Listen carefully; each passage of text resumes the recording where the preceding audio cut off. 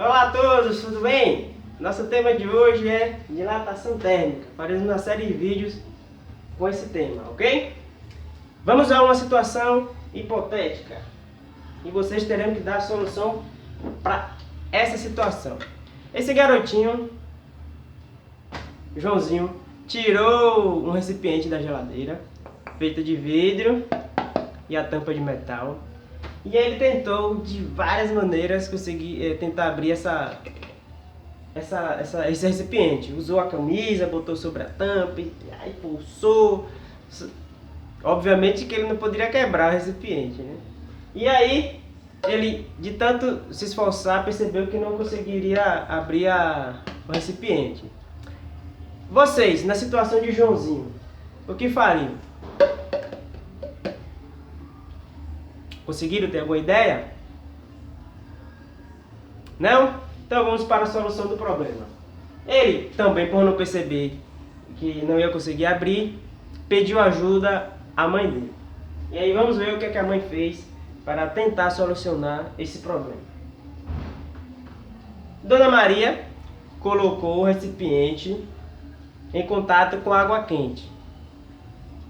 Feito isso, ela percebeu que seria muito mais fácil abrir o recipiente tomando essa atitude.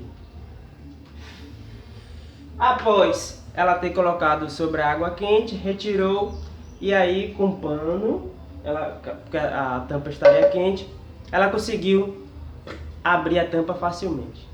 O que foi que aconteceu?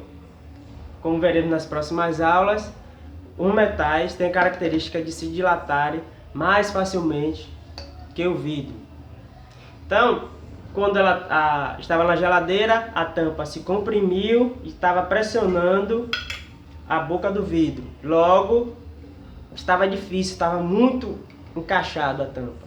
Quando ela jogou água quente na tampa, a tampa acabou se dilatando e isso facilitou a abertura do recipiente. Isso parece uma situação inventada ou estranha, mas já aconteceu aqui em casa e eu já ouvi outras pessoas falarem a mesma coisa. De colocar recipientes parecidos como esse em geladeira e tentar abrir e não conseguir. E aí, sem saber, larga de mão o recipiente em cima da mesa ou na pia e aí acaba aumentando a temperatura por questão de troca de calor com o ambiente e aí depois eles conseguem abrir. Mas ela aqui quis resolver o problema de imediato, não quis esperar o tempo passar para que a temperatura se elevasse um pouco do recipiente, ok? Então, se caso alguma vez acontecesse na casa de vocês, com algum parente, agora vocês já sabem como resolver. Vamos para mais outras situações no nosso dia a dia.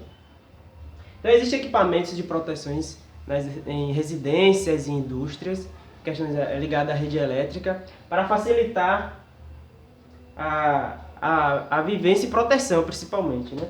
Então, aqui é um disjuntor e também um fusível. O disjuntor, para muitas já sabem, né? Quando ocorre algum tipo de variação ou problema na rede elétrica, ele acaba desarmando. E aí ele desliga automaticamente. Se você perceber ou se você já tiver solucionado o problema, o especialista já foi e viu qual era o problema e viu que está tudo ok, ele vai e religa automaticamente. O fusível tem essa propriedade de proteção também. Nas residências e indústria principalmente, onde é que ele é mais usado, em locais que utilizam em alta tensão, né? Só que o caso dele é que quando o sistema queima, se for um eletrônico, que também eletrônico tem, ou se for em poste, como é no caso aqui, quando ocorre a variação alta de tensão e queima, não se religa automaticamente. Como vocês estão vendo aqui, muitas pessoas conhecem, ou os pais de vocês já devem falar muito, isso aqui é uma canela, né? Quando acontece o rompimento dele aqui, não é simplesmente recolocar no lugar a mesma canela, o mesmo fusível. Essa é a diferença do fusível para o disjuntor. O disjuntor desarmou, você vai lá e arma. O fusível queimou, tem que trocar, tá ok? E isso, em certas situações, é muito importante. Imagine como a televisão tem também, você já, pelo menos, já tem uma televisão que queimou e eu levei no especialista para trocar e ele falou que tem sido fusível, então a manutenção foi muito barata. Mas imagine que houvesse uma forma de desarmar tipo um disjuntor dentro da televisão quando ocorresse algum problema elétrico, e aí você mesmo armasse e o problema ainda interno não tivesse sido solucionado e você acabar queimando toda a televisão. Então, é importante, em certas situações, ter o fusível para queimar de fato, e aí você, leigo, por não conhecer, e não tentar religar e acabar queimando toda a televisão e tendo que trocar. Então, simplesmente você leva no especialista, o especialista troca esse fusível rapidinho e a manutenção sai muito mais barata do que você trocar todo o equipamento. Vamos para os outros exemplos? Esqueci de comentar sobre como é que funciona o disjuntor. No caso aqui, o disjuntor, ele está armado, está funcionando normal, e quando ocorre algum problema ele desarma. Como é que funciona esse sistema? Já que se tratando da dilatação térmica. Então, na chave de desligamento no disjuntor, tem esse material que é composto, de dois metais, ok? E aí, quando ocorre esse aumento de tensão, há uma variação na temperatura. E quando a temperatura acaba aumentando, um metal ele aumenta de tamanho mais rapidamente que o outro. Isso acaba fazendo com que a chave ela baixe e deixe de entrar em contato com o material que está conduzindo a corrente, né? Então ele acaba baixando e se impede a transmissão de corrente e acaba desligando o disjuntor. Aí depois depois que passou a situação, você resolveu, né, e arma, e ele volta ao normal e volta ao funcionamento, ok? Então o disjuntor ele funciona em cima da dilatação térmica. Uma coisa que talvez vocês não soubessem, então é uma das coisas práticas da dilatação no nosso dia a dia. Outro exemplo são os fios dos postes, né, que levam energia elétrica para a casa de vocês. Eu não sei se vocês já repararam, mas sempre que vocês observarem, vocês vão perceber que é essa barriguinha aqui nos fios, né? E não é um erro, é intencional. Antigamente eles faziam os fios todos esticados, um ligando o poste no outro, né? Eles deixavam totalmente esticado. E aí, por questão de erros e acertos, como já falei no vídeo anterior, a física é assim, em tempo de inverno, os fios eles acabavam se contraindo, e aí com a contração os fios acabavam se rompendo, e eles começaram a perceber que eles tinham que deixar essa barriguinha para quando chegasse na estação do inverno, essa barriguinha ela deixasse um pouquinho e ficava mais esticada, e aí quando chegava no verão essa barriguinha ela voltava. Então há sempre essa mudança, na mudança de estações do ano, das passagens de estações do ano, esses fios eles acabam, a barriguinha ela aumenta e diminui de tamanho. E isso tudo por questão de erros e acertos, né? Hoje já sabemos que é providencial, isso aqui é feito calculado, né? Não é à toa que faz essa barriguinha não, isso é proposital, ok? Antigamente não faziam, como já falei, e acabavam em tempo de frio os fios se rompendo. Mas outra coisa prática, né? Talvez você não soubesse disso. Vamos para mais exemplos. Esse exemplo de linha de trem é o mais comum. Acho que todos os livros didáticos sempre trazem na introdução de dilatação térmica exemplos dos trilhos, que é muito bom. Os trilhos, esse aqui é um exemplo aqui, que os trilhos eles ficaram tortos. Não sei se vocês estão dando para perceber, isso aqui é uma floresta. Isso aconteceu nos Estados Unidos. Foi um incêndio que ocorreu na floresta e aí acabou esquentando as linhas férreas. E quando eu já falei, quando esquenta, né, o material tende a aumentar, né, a barriguinha faz no poste porque o material aumenta. Então, quando os trilhos começaram a aumentar de tamanho, não tinha para onde eles se expandir. Logo, eles acabaram se contorcendo, né? E aí ficou toda essa cobrinha aí, ok? Aí vocês falam assim, então no passado eles descobriram esse problema, então solucionaram para os tempos de hoje. Sim, tem uma solução já. Só que alguns especialistas não se deram conta ou não lembraram das aulas, né? E aí acabaram cometendo o mesmo erro.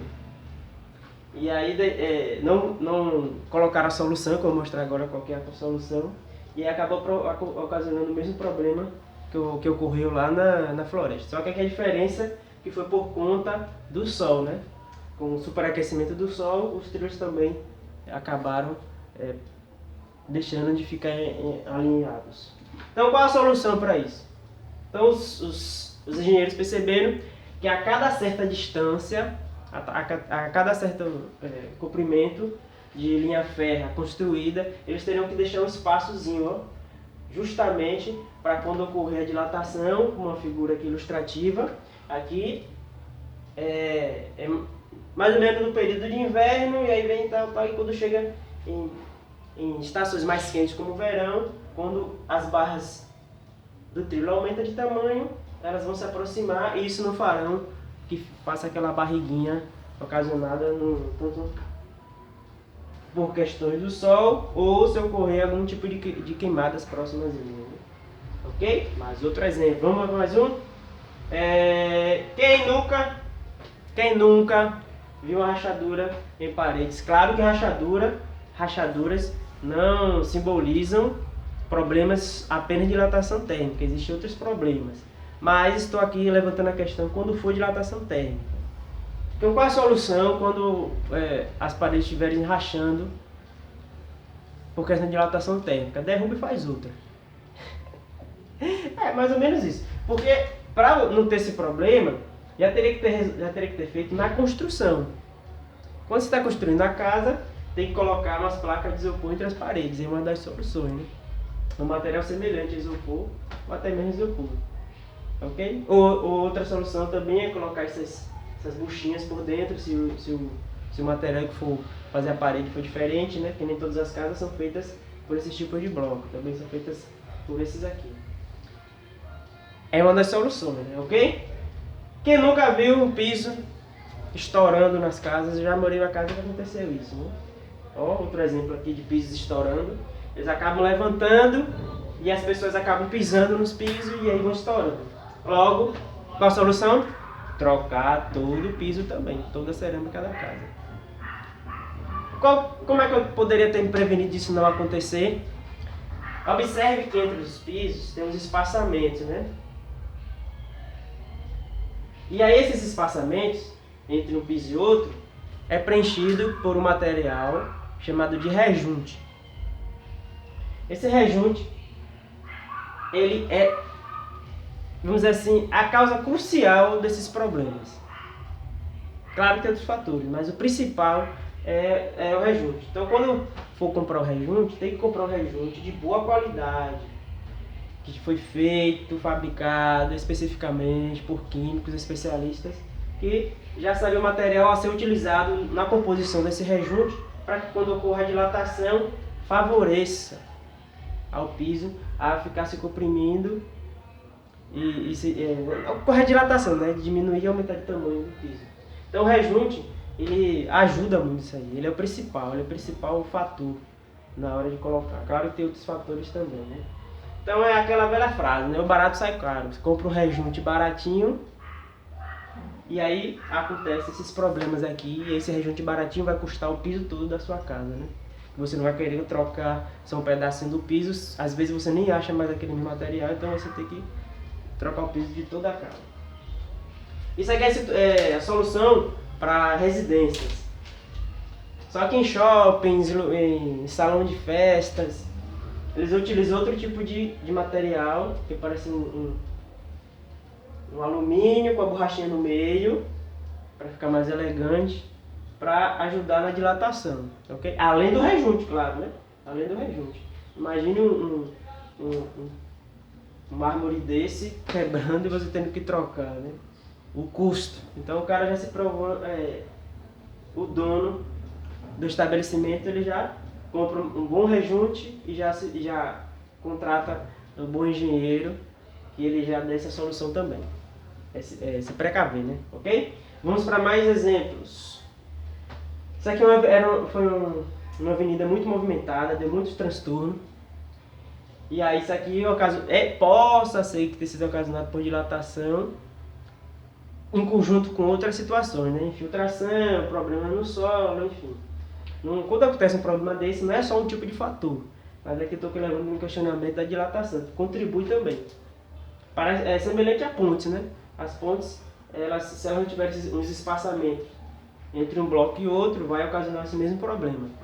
E ocasionar rachaduras na ponte, a ponte desabar. Tem vários exemplos aí de pontes que acabaram caindo por falta de cuidados com relação à dilatação. Então é um tema muito importante, usado em muitas engenharias, todas as engenharias estudam muito isso aqui, estudam muito dilatação, para não dar um prejuízo como esse aqui. Imagine quanto tempo que não ficou interditada essa rua.